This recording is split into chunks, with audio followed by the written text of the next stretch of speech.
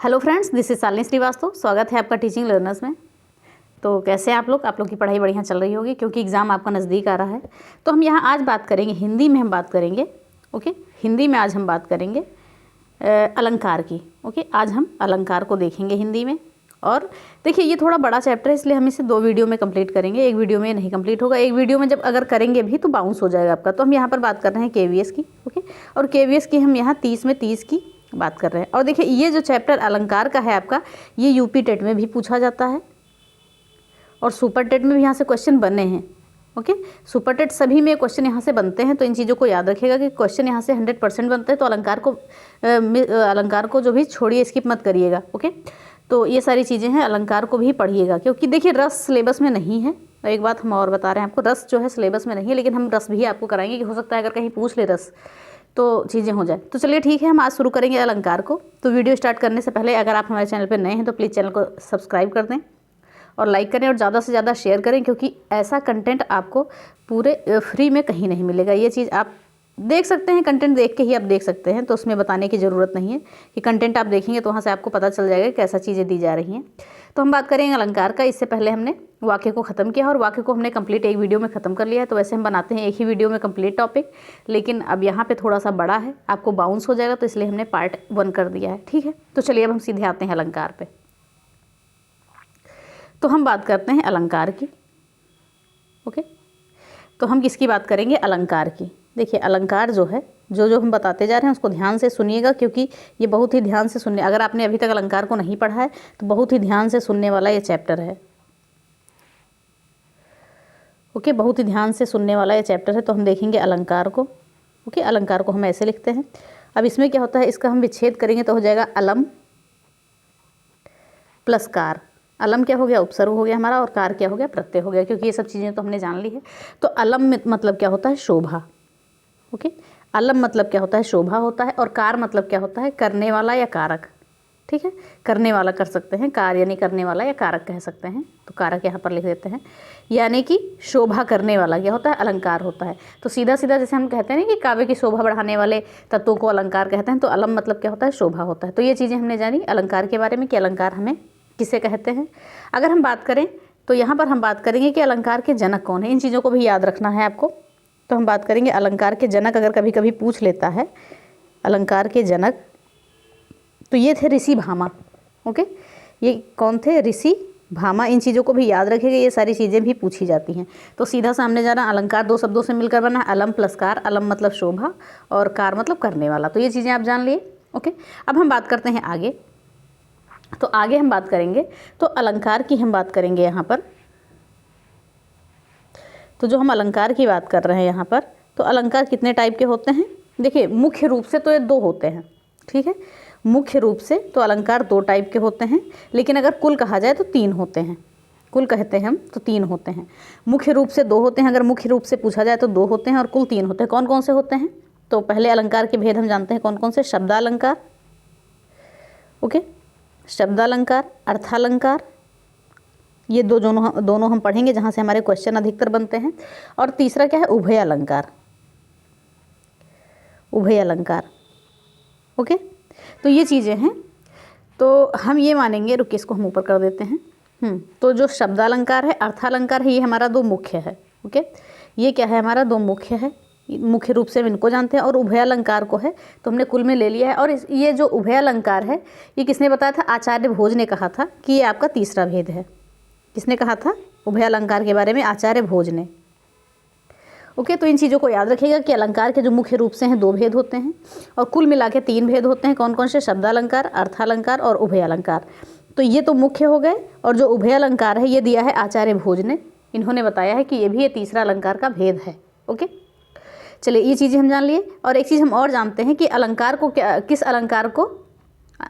अलंकारों का राजा किस अलंकार को कहते हैं। ठीक है, तो देखते हैं, हम यहाँ पर लिख सकते हैं, अलंकारों का राजा की बात करें, अलंकारों का राजा कौन सा है? अनुप्रास अलंकार। ये याद रखिएगा, अनुप्रास अलंकार। तो अभी हम आगे इन चीज़ों को भी फिर से देखेंगे, जो चीज़ें हमने बताई हैं इनको भी हम फिर से देखेंगे। तो चलिए हम सीधे आते हैं अपने चैप्टर पे। आई होप ये सारी चीज़ें आपको समझ में आ गई होंगी। तो चलिए हम आते हैं सीधे अपने सिलेबस पे। देखिए, यहाँ ये 37 पढ़ा हुआ है, इस पर ध्यान मत दीजिएगा, ये मेरी क्लास है जो हमने की थी। ठीक है, जो हम अपने हिसाब से पढ़ रहे थे। तो हम बात करते हैं यहाँ पर, देखते हैं अलंकार किसे कहते हैं, जैसा कि हमने लिखा है यहाँ पर, थोड़ा सा पतला कर लेते हैं। तो बात करेंगे अलंकार की। अलंकार दो शब्दों से मिलकर बना है, जैसा कि हमने बताया, अलम प्लस कार। ओके, तो अलम मतलब शोभा और कार मतलब कारण या करण जो भी है, यानी शोभा करण। तो सीधे सीधे भाषा में हम कह सकते हैं काव्य की शोभा बढ़ाने वाले तत्वों को अलंकार कहते हैं। किसे कहते हैं? काव्य की शोभा बढ़ाने वाले तत्वों को अलंकार कहते हैं। सीधे सीधे ऐसे क्वेश्चन बन जाते हैं यहाँ से। फिर बात करते हैं अलंकारों के जनक कौन थे? ऋषि भामा थे। ये नाम भी याद रखिएगा। ऋषि भामा कौन थे? अलंकारों के जनक थे, ऋषि भामा। ओके, ऋषि भामा थे अलंकारों के जनक, अलंकार के जनक थे। ओके, अब बात करते हैं अलंकार के भेद के। ओके, अलंकार के भेद की बात करें तो देखिए कुल भेद क्या होते हैं? अलंकार के 3 होते हैं, जैसा कि हमने यहाँ पर लिखा, और मुख्य रूप से 2 होते हैं। तो अलंकार के 3 भेद होते हैं, लेकिन मुख्य रूप से 2 ही होते हैं। तो ये नोट कर लीजिएगा कौन कौन से? शब्दालंकार, अर्थालंकार और उभयालंकार। ओके, और जो उभयालंकार है, उभयालंकार को किसने बताया है?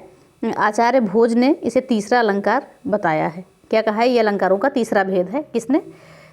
आचार्य भोज ने। तो ये सारी चीज़ें नोट करिएगा, ये सारी चीज़ें कहीं ना कहीं आपकी पूछी ही जाएंगी, और एकदम डीप में आपको पढ़ा रहे हैं कि कहीं से अलंकार आपको पढ़ने की ज़रूरत ही नहीं है। अगर आप थ्योरी यहाँ से पढ़ ले रहे हैं तो आपको कहीं से पढ़ने की आवश्यकता नहीं पड़ेगी। ओके, अब हम बात कर रहे हैं अलंकारों का राजा किसे कहते हैं, जैसे कि हमने यहाँ पर लिखा है। तो अलंकारों का राजा कहते हैं अनुप्रास अलंकार को। ओके, अनुप्रास अलंकार को क्या कहते हैं? अलंकारों का राजा। ओके, अब हम देख लेते हैं कि अर्थालंकार, शब्दालंकार और उभयालंकार के बारे में जानते हैं। तो सबसे पहले हम देखते हैं शब्दालंकार, जैसा कि हमने यहाँ पर लिखा है। ओके, तो हम बात करेंगे शब्दालंकार के कितने भेद होते हैं? 5 होते हैं। शब्दालंकार के 5 भेद होते हैं। अर्थालंकार के कई होते हैं, जो मुख्य मुख्य वो हमने लिखे हैं, और उभयालंकार। तो देखिए शब्दालंकार में कौन कौन आता है? अनुप्रास अलंकार, ओके, यमक अलंकार, श्लेष अलंकार, वीप्सा अलंकार और वक्रोक्ति अलंकार और पुनरुक्ति अलंकार। तो जिसमें से हम ये भी जानते हैं कि इसमें से भी अनुप्रास अलंकार के 5 भेद होते हैं, जिनको हम पूरा डिटेल में जानेंगे। यमक अलंकार के भी 2 भेद होते हैं और वक्रोक्ति के भी 2 भेद होते हैं। और अर्थालंकार की बात करें तो इसमें कौन कौन से अलंकार हम पढ़ेंगे? उपमा अलंकार, रूपक अलंकार, व्यतिरेक अलंकार, प्रतीप अलंकार, उत्प्रेक्षा अलंकार, संदेह अलंकार, भ्रांतिमान अलंकार, अतिशयोक्ति अलंकार, अन्योक्ति अलंकार, विभावना अलंकार, मानवीकरण, विरोधाभास और उल्लेख। तो इन सभी को हम पढ़ेंगे। इसमें से हम कुछ भी नहीं छोड़ेंगे कि आपका कोई भी क्वेश्चन आए तो वहाँ से जाए नहीं, आप कर लें उसको। ठीक है, तो हम आज इसको पढ़ेंगे। आज हम पढ़ेंगे शब्दालंकार और कल हम पढ़ेंगे अर्थालंकार, नहीं तो बहुत ज़्यादा हो जाएगा। तो आज हम देख रहे हैं, आज हम पढ़ेंगे शब्दालंकार। ठीक है, तो सीधे हम आते हैं किस पे? शब्दालंकार पे। सबसे पहले किस पे? अनुप्रास अलंकार पे।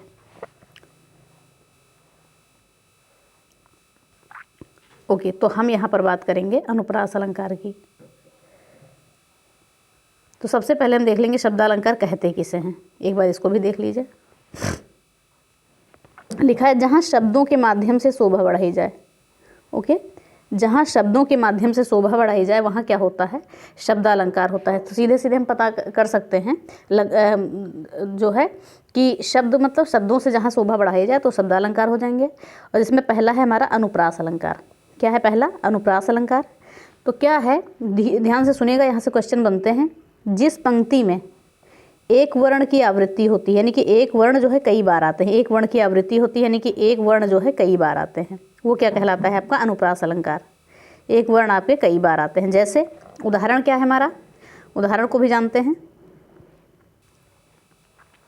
उदाहरण है आपका तरनि, तनूजा, तट, तमाल, तरुवर, बहुछाया। देखिए इसमें ता की बार बार आवृत्ति हुई है, ता की आवृत्ति बार बार हुई है, तो ये हो गया अनुप्रास अलंकार का उदाहरण। कौन कौन सा? तरनि, तनूजा, तट, तमाल, तरुवर, बहुछाये। फिर अगला उदाहरण है आपका रघुपति, राघव, राजा राम। देखिए इसमें रा की आवृत्ति बार बार हुई है, तो ये क्या हो गया? अनुप्रास अलंकार का उदाहरण हो गया। और तीसरा उदाहरण क्या है हमारा? कंकन, किंकन, कुंकन और नूपुर, धुनि, सुनि। तो यहाँ पर ना की, देखिए ना की आवृत्ति हुई है कई बार, और उसके ऊपर से का की भी आवृत्ति कई बार हुई है। देखिए हम एक बार और बता देते हैं आपको। यहाँ पर हम देख रहे हैं ता की आवृत्ति बार बार हुई है। तरनि, तनूजा, तट, तमाल, तरुवर, बहुछाये में ता की आवृत्ति हुई है बार बार। रघुपति, राघव, राजा राम में देखिए रा की आवृत्ति हुई है। और कंकन, किंकन, कुंकन, नूपुर, धुन, इसमें देखिए ना की आवृत्ति हुई है और का की आवृत्ति हुई है। ठीक है, तो ये हो गया अनुप्रास अलंकार के उदाहरण हमने जान लिया और देख लिया कि अनुप्रास अलंकार किसे कहते हैं। ओके, अब हम देखते हैं अनुप्रास अलंकार के भेद। तो इसके भेद कितने होते हैं? भेद होते हैं अनुप्रास अलंकार के 5। तो हम सबसे पहले इनके नामों को जानेंगे। देखिए नाम हम बोल के आपको बता दे रहे हैं, उसके बाद हम एक एक नाम पे आते हैं। और ये ट्रिक है, हम सबसे लास्ट में बताएंगे कि इनके अलंकारों को हम कैसे याद करें। तो पहला क्या है आपका? छेका अनुप्रास। दूसरा क्या है? अंत्यानुप्रास। और तीसरा है लाटानुप्रास, और चौथा है आपका श्रुत्यानुप्रास, और पांचवा है वृत्यानुप्रास। और इन सभी को हम डिटेल में पढ़ेंगे क्योंकि यहाँ से आपके क्वेश्चन भी बनते हैं, और जहाँ तक अधिकतर आपके क्वेश्चन यहाँ से बनते हैं, तो सभी चीज़ों को हम जानेंगे। और ये जो ट्रिक लिखी हुई है हमारी, इसको हम सबसे लास्ट में जानेंगे कि कैसे याद करें इन चीज़ों को, ठीक है। तो पहले हम चीज़ों को जानेंगे, फिर ट्रिक से हम समझेंगे। तो अनुप्रास अलंकार का पहला भेद क्या है? छेकानुप्रास। ओके, तो छेकानुप्रास किसे कहते हैं? पहला क्या है? छेकानुप्रास। एक मिनट, छेकानुप्रास। ओके, छेकानुप्रास। अब यहाँ हम देखते हैं कि छेकानुप्रास हम कहते किसे हैं, तो इन चीज़ों को भी हम जानते हैं। तो क्या लिखा हुआ है कि जिस पंक्ति में एक वर्ण 2 बार आए, क्या है छेकानुप्रास में क्या होता है? एक वर्ण मात्र 2 बार आए, केवल 2 बार आए, बस ये याद रखिएगा की पॉइंट है ये, कि जिस पंक्ति में एक वर्ण 2 बार आए उसे हम क्या कहेंगे? छेकानुप्रास कहेंगे। उदाहरण हम देख लेते हैं, जैसे उदाहरण क्या है इसका, तो उदाहरण हम देखेंगे, इस करुणा कलित हृदय में। देखिए, एक वर्ण की बात की है हमने, शब्द की बात नहीं की है, वर्ण यानी कि अक्षर, ठीक है। तो एक अक्षर मात्र 2 बार आए तो वहाँ पर छेकानुप्रास होगा। जैसे यहाँ पर का देखिए 2 बार आया है, इस करुणा कलित हृदय में, करुणा में देखिए का आया है आपका, और कलित में तो मात्र 2 बार का आया है, तो इसलिए हमारा क्या हो जाएगा? ये छेकानुप्रास हो जाएगा। तो ये आपको समझ में आ गया होगा कि जिस पंक्ति में एक वर्ण 2 बार आए वो छेकानुप्रास होता है। फिर देखते हैं दूसरा, अंत्यानुप्रास। अब बात करते हैं अंत्यानुप्रास किसे कहते हैं। तो क्या हुआ अंत्यानुप्रास में, क्या होता है? तो यहाँ पे हम कहेंगे अंत्यानुप्रास में कि जहाँ अंत में तुक होता है, ओके, जहाँ अंत में तुक होता है वहाँ पर अंत्यानुप्रास होता है। जैसे उदाहरण को हम देखते हैं, जैसे है उदाहरण क्या है कि मंगल भवन अमंगल हारी, द्रमहु सुदशरथ अजर बिहारी। तो देखिए इसमें कैसे हमें पता चलेगा कि तुक है, तो देखिए यहाँ पर हारी है, यहाँ पर बिहारी है, दोनों में तुक आ रहा है, किसमें? हारी और बिहारी में। ओके, तो ये क्या हो गया? अंत्यानुप्रास। अंत्यानुप्रास में हमें क्या जाना कि जहाँ अंत में तुक होता है तो वो होता है अंत्यानुप्रास अलंकार होता है। जैसे मंगल भवन अमंगल हारी, द्रमहु सुदशरथ अजर बिहारी, तो हारी और बिहारी भी क्या लास्ट में आया? तुक आया, तो इससे हमें ये पता चला कि अंत्यानुप्रास है। फिर देखते हैं आगे क्या है, कौन सा अलंकार है।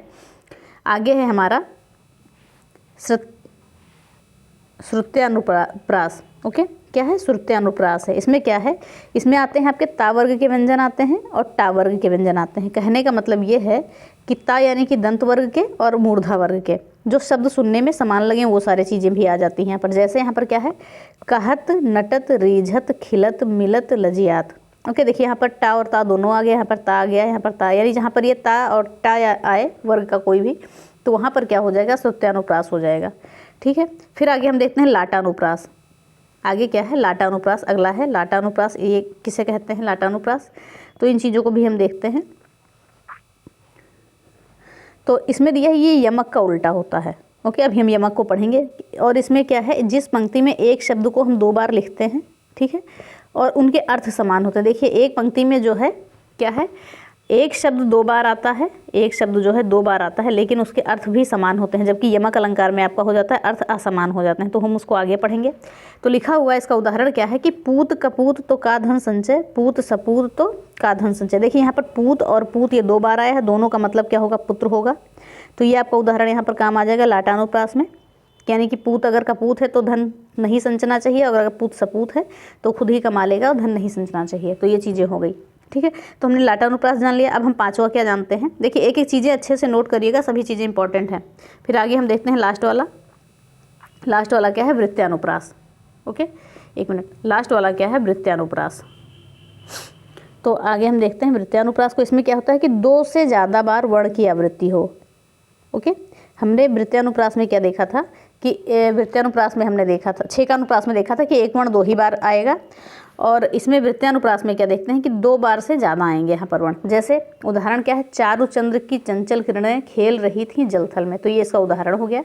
और ये सारे प्रकार किसके हमने पढ़े हैं? अनुप्रास अलंकार के। तो हम देखते हैं कौन कौन से प्रकार हमने पढ़े हैं, और हम इसके बाद हम ट्रिक को भी जानते हैं। तो चलिए हम देखते हैं हमने कौन कौन सा प्रकार पढ़ लिया है। देखिए हमने देखा अनुप्रास अलंकार के 5 भेद होते हैं। पहला कौन सा है आपका? छेकानुप्रास। दूसरा है अंत्यानुप्रास, यहाँ से क्वेश्चन बनते हैं, याद रखिएगा। और तीसरा है श्रुत्यानुप्रास, और चौथा आपका आ जाएगा लाटानुप्रास, और पांचवा क्या हो जाएगा, वृत्त्यानुप्रास। अब हम इसकी जानते हैं, ट्रिक जान लेते हैं। जो हमने उदाहरण सारे पढ़ लिए हैं, सारे हमने परिभाषाएं और उदाहरण को जान लिया है। अब हम इसकी ट्रिक जान लेते हैं कैसे याद करना है। तो यहाँ पर आइए आप पहले, ओके, पहले हम आते हैं यहाँ पर।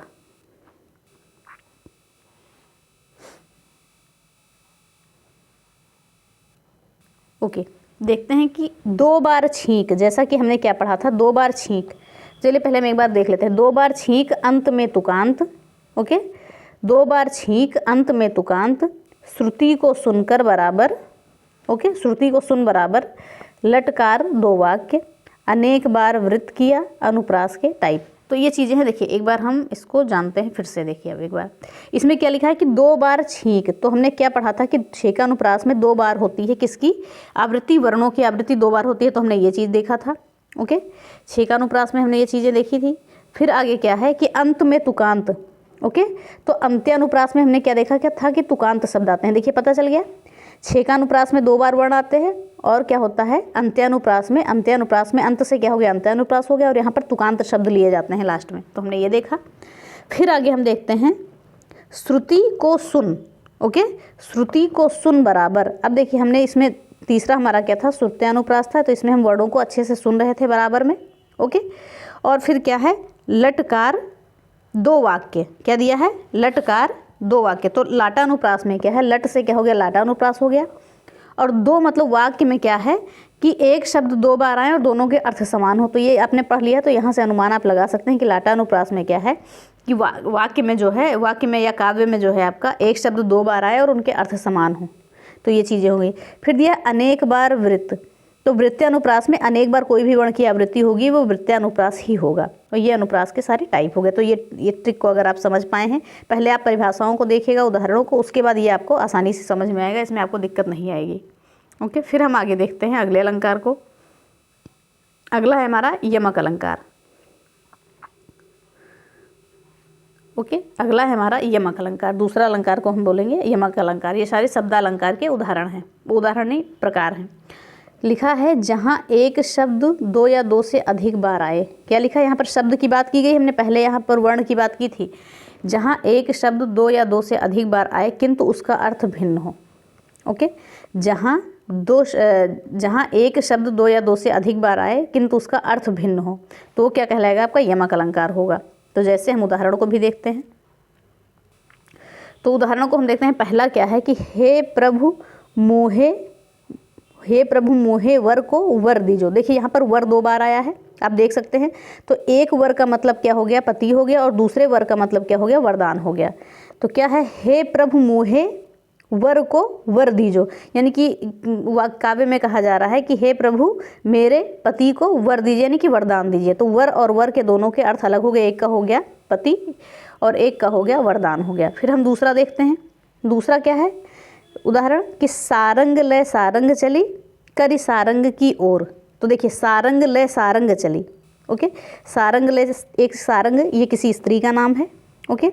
और दूसरा सारंग क्या है, दीपक है, इसका अर्थ होता है। और तीसरा सारंग क्या है, आंचल है। तो हम सीधे सीधे क्या कहेंगे, तो यहाँ पर एक सारंग का अर्थ हो गया दीपक, दूसरे स्त्री, और एक हो गया दीपक और एक हो गया आंचल। तो यानी कि स्त्री जो है वो किसको, सारंग को लेकर चली आंचल की ओर। तो ये सारी चीज़ें होंगी कि सारंग कई बार आया है यहाँ पर, ओके। और उसके तीनों के अर्थ अलग अलग है। फिर अगला उदाहरण हम देखते हैं। अगला उदाहरण हमारा है कि पाकर वह एक धोती रोज उसे धोती थी। देखिए धोती और धोती 2 बार आया यहाँ पर। तो क्या लिखा है, पाकर वह एक धोती। तो ये धोती एक वस्त्र है और वो उसे रोज धोती, यानी धोती यानी धुलने की बात की गई है। तो यानी इस धोती का मतलब वस्त्र हो गया और इस धोती का मतलब क्या हो गया, धुलना हो गया। फिर चौथा उदाहरण आपका क्या आएगा, तेरी बरछी ने कई बार छीने हैं। तेरी बरछी ने कई बार छीने हैं। देखिए यहाँ पर तेरी बरछी ने यानी कि तेरे हथियार ने, एक बरछी का मतलब हथियार हो गया। इसने कई बार छीने हैं यानी कि कई पति छीने हैं इसने। तो ये चीज़ें हो गई। तो हमने क्या देखा यमक अलंकार में, एक बार और देखते हैं कि शब्द 2 या जहाँ पर एक शब्द 2 या 2 से अधिक बार आए किंतु उसका अर्थ भिन्न हो। तो देखते हैं हम इसमें सारे में अर्थ भिन्न है। आई होप आपको समझ में आ गया होगा सारे उदाहरण, और हमने अर्थ भी बता दिए हैं सभी के, और इनके अर्थ भिन्न हो। तो ये सारी चीज़ें होंगी। अब देखते हैं यमक अलंकार के भी 2 भेद होते हैं, तो इनको भी जान लेते हैं कौन कौन से 2 भेद होते हैं। एक होता है अभंग यमक और दूसरा होता है सभंग यमक। तो इतना डिटेल में नहीं पूछता है, लेकिन आपको जानना जरूरी है तो अभंग यमक मतलब होता है मतलब नहीं तोड़ना, यानी कि नहीं तोड़ना और सहित तोड़ना। तो ये सारी चीज़ें हो गई। हम आगे देख लेते हैं दोनों प्रकारों को। तो देखिए पहले हम यमक को जानते हैं, जल्दी से जान लेते हैं, इसका इतना जानने का नहीं है। तो लिखा है जहाँ शब्द को ना तोड़ा जाए, ओके, अभंग यानी कि ना तोड़ा जाए, वो अभंग यमक होता है। जैसे कनक कनकते सौगुनी, मादकता अधिकाय, या पाए बौरा जग, या खाए बौरा। ये कई बार एग्जाम में, पता नहीं कितने एग्जामों में पूछा जा चुका है ये उदाहरण। फिर दूसरा उदाहरण क्या है, वह 3 बेर खाती थी और 3 बेर खाती थी। ये भी कई जगह पूछा जा चुका है। ये आपका अभंग यमक का उदाहरण है, लेकिन वैसे ओवरऑल आपका यमक अलंकार में ही आएगा। और दूसरा क्या है, सभंग यमक। तो क्या है, जहाँ शब्द को तोड़कर, यहाँ पर क्या है, हमने कहा शब्द को ना तोड़ा जाए, और यहाँ कहा गया कि शब्द को तोड़ दिया जाए, अर्थ प्रस्तुत किया जाए, उसे हम क्या कहेंगे, सभंग अलंकार यमक कहेंगे। जैसे माला फेरत जुग भयो, मिटा न मन का फेर, कर का मन का डार दे, मन का फेर। देखिए यहाँ पर चीज़ों को तोड़ दिया गया है। देखिए मन का दोनों को तोड़ दिया गया है, ओके। फिर दूसरा क्या है, चलते मचलते जीव हैं ये, दिवस वश में रहती नहीं। तो देखिए चलते और चलते यहाँ पर दोनों में तोड़ कर आया है, और दिवस और वश यहाँ पर तोड़ कर आया है। तो ये सारी चीज़ें हो गई, लेकिन ये सारे ओवरऑल आपके किसके उदाहरण हो गए, यमक अलंकार के हुए। आई होप आपको यमक अलंकार समझ में आ गया होगा कि इसके 2 प्रकार होते हैं, अभंग और सभंग। तो ये सारी चीज़ें होंगी। फिर हम आते हैं अगले अलंकार पे। अगला अलंकार हमारा तीसरा कौन सा है, श्लेष अलंकार। देखिए श्लेष अलंकार का एक बहुत प्रचलित उदाहरण है, ये मोती मानुष चून वाला करके है, क्या नाम है उसका, रहीमन पानी राखिए बिन पानी सब सुन। वो कई बार पूछा भी जा चुका है। तो चलिए हम इसमें पहले इसको देखते हैं क्या है। आगे हम देखते हैं इसमें क्या है, श्लेष अलंकार, ओके।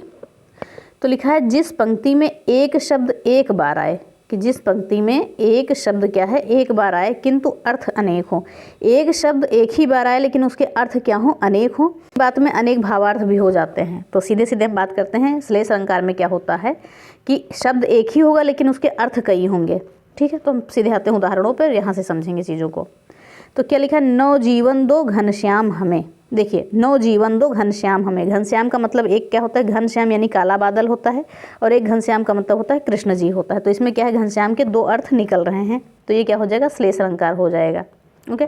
फिर दूसरा उदाहरण है आपका, हे प्रियतम बतला दो मेरा लाल कहाँ है। अब देखिए जो लाल है यहाँ पर, तो लाल का एक मतलब होता है कि हार या मोती भी होता है, और एक लाल का मतलब पुत्र होता है, और एक लाल का मतलब रंग होता है। तो इसके इस लाल के जो है 3 अर्थ निकल आए। तो सीधे सीधे हमने यहाँ पर क्या बात की थी कि एक शब्द हो जो एक ही बार आए किंतु उसके अर्थ कई हों, तो वो क्या हो जाएगा, श्लेष अलंकार हो जाएगा। तो हमने ये 2 उदाहरण देखे, आई होप आपको समझ में आए होंगे। फिर आगे हम उदाहरणों को देखते हैं, ओके। तो उदाहरणों को हम आगे भी देख लेते हैं।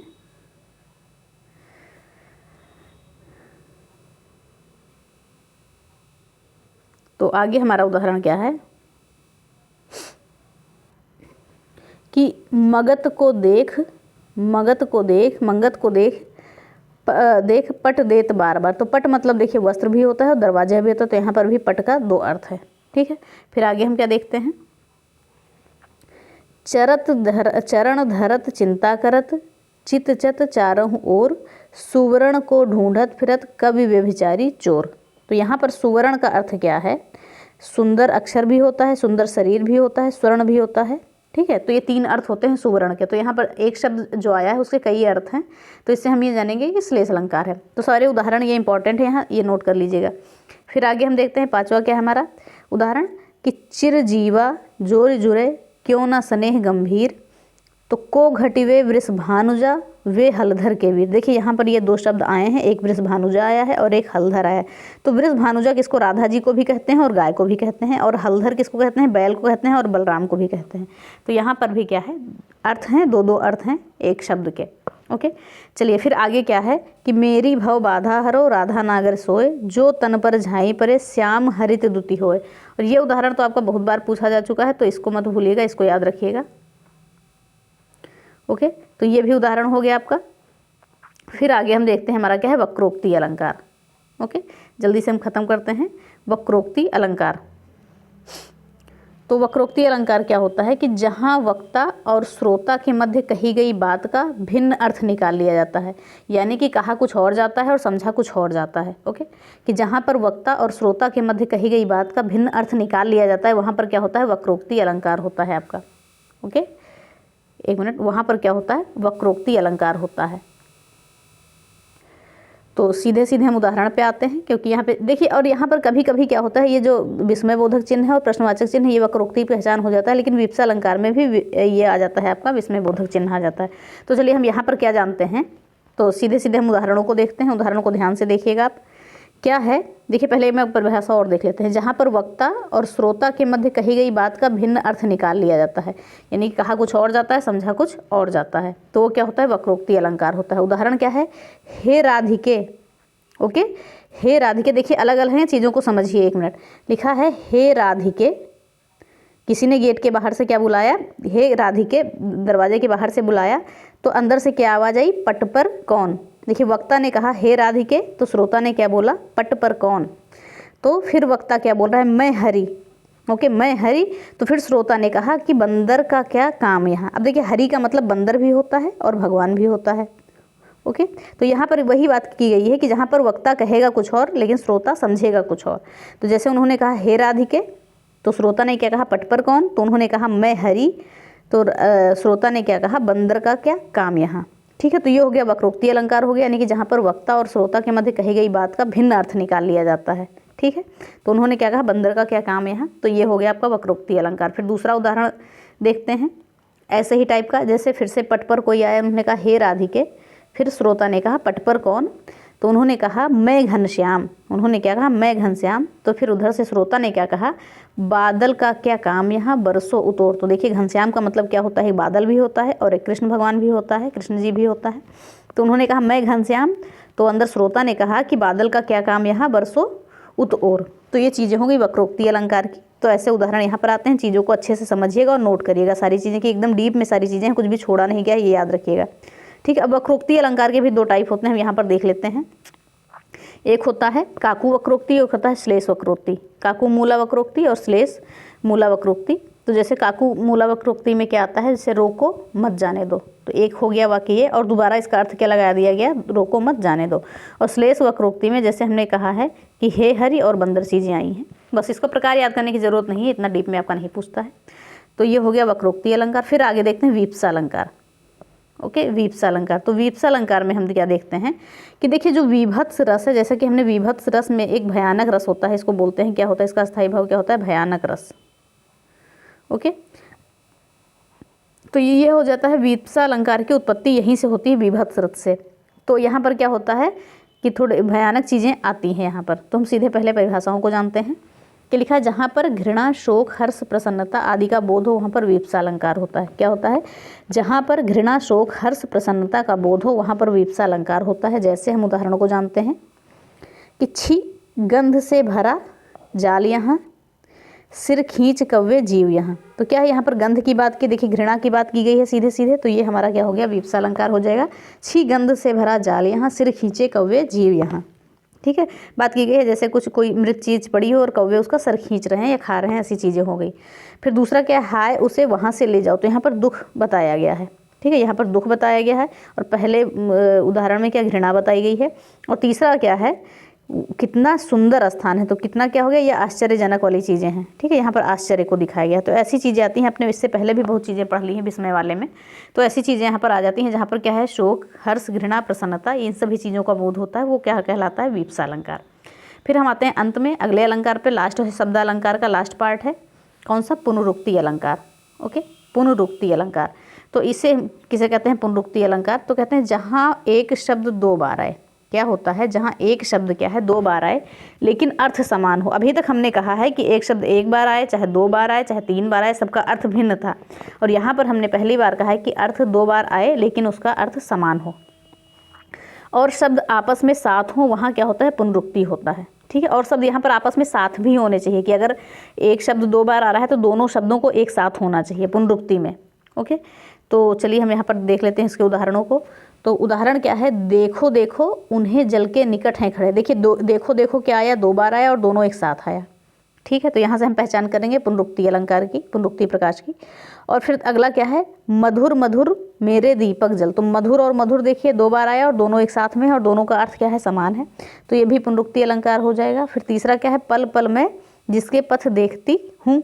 तो इसमें देखिए पल पल क्या हुआ, दो बार आया और दोनों का अर्थ समान है, तो यहाँ आपको समझ में आ गया होगा कि जैसा कि हमने देखा कि एक शब्द 2 बार आए लेकिन दोनों के अर्थ भी समान हो और दोनों एक साथ में प्रयोग भी किए जाएं, आपस में साथ में हो, तो ये हो जाता है आपका पुनरुक्ति प्रकाश। तो अब देखिए ये हमारा क्या हो गया, शब्दालंकार खत्म हो गया। तो वीडियो बहुत बड़ी हो जाएगी, नहीं तो हम पूरा खत्म कराते और आपका बाउंस भी कर जाएगा, तो चीज़ें समझ में भी नहीं आएंगी। तो आज आपने पढ़ लिया क्या, शब्दालंकार पढ़ लिया।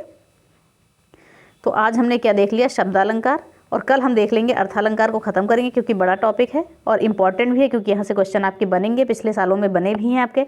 अब वो चाहे यूपी टेट हो, ओके, चाहे वो यूपी टेट हो, चाहे सुपर टेट हो, चाहे केवीएस हो, सभी में यहाँ से क्वेश्चन बनते हैं। तो चलिए हम एक बार इसको और देखते हैं, फिर आगे बात करते हैं।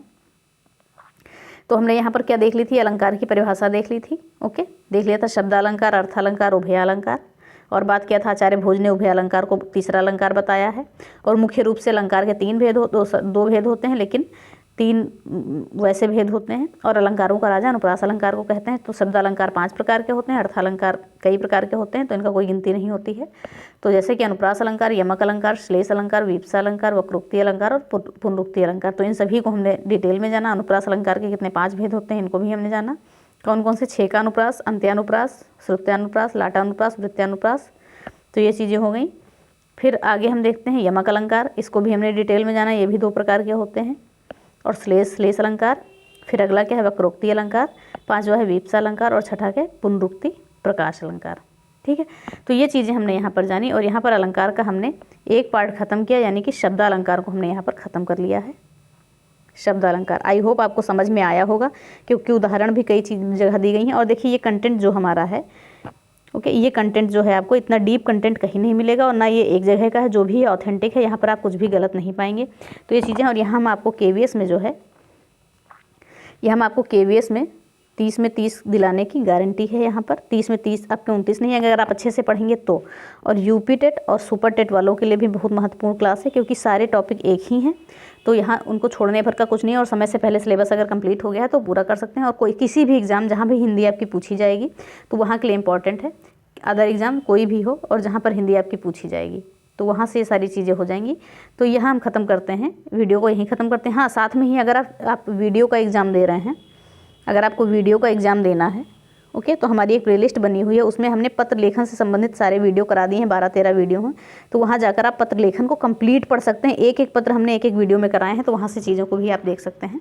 तो ये सारी चीज़ें हो गई। और अगर आपको क्या है, RTE एक्ट 2009, ध्यान से देखिएगा, RTE एक्ट 2009 और NEP जो है 2020 पढ़नी है। NEP जो है आपको 2020 पढ़नी है, तो लिंक में जो है डिस्क्रिप्शन में दी गई है, वहाँ जाकर आप इन वीडियो को देख सकते हैं। और आपकी पेडागोजी की यूनिट नंबर 5 में ये दोनों टॉपिक हैं आपके, तो वहाँ से आप डिटेल में हो जाएगी, क्योंकि यहाँ पर हमने RT में आपकी अध्याय, धाराएँ, अनुसूचियाँ सारे कुछ अलग अलग बताई हैं, ये सारी चीज़ें हैं। तो चलिए इसी के साथ ही वीडियो ख़त्म होती है। तो प्लीज़ वीडियो को लाइक करिए, शेयर करिए और चैनल को सब्सक्राइब करें, बेल आइकन दबाना ना भूलें। धन्यवाद, जय हिंद।